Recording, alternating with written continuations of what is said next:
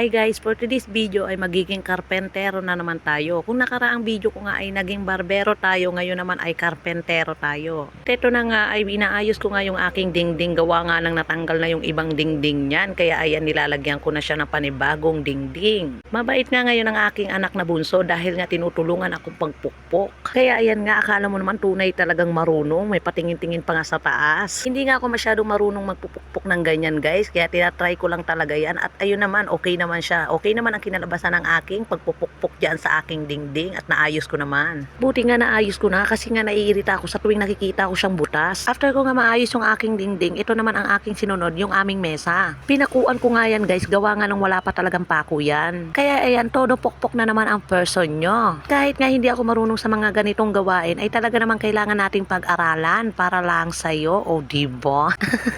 Nakapaghugot pa nga.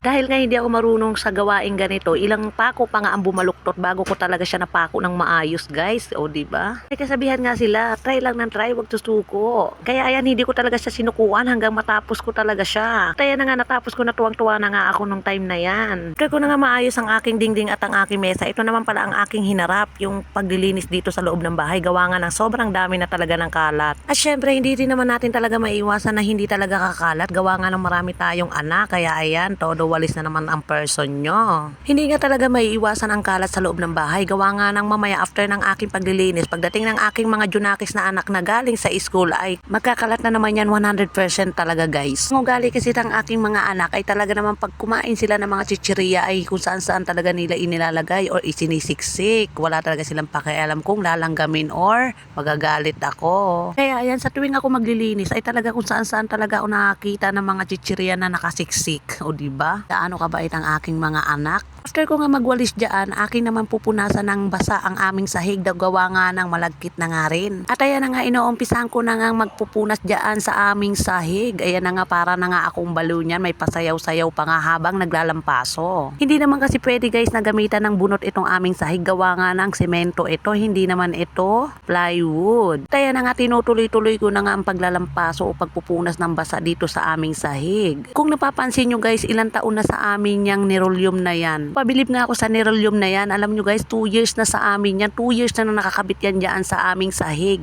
Pero guys, tingnan nyo, para pa rin siyang bago at wala para talaga siyang ka-damage dyan talaga ako napabilib. Kahit nga ilang baha na ang dumaan sa kanya ay talaga nang napakatibay niya. Parang pagmamahalan natin ganong katibay.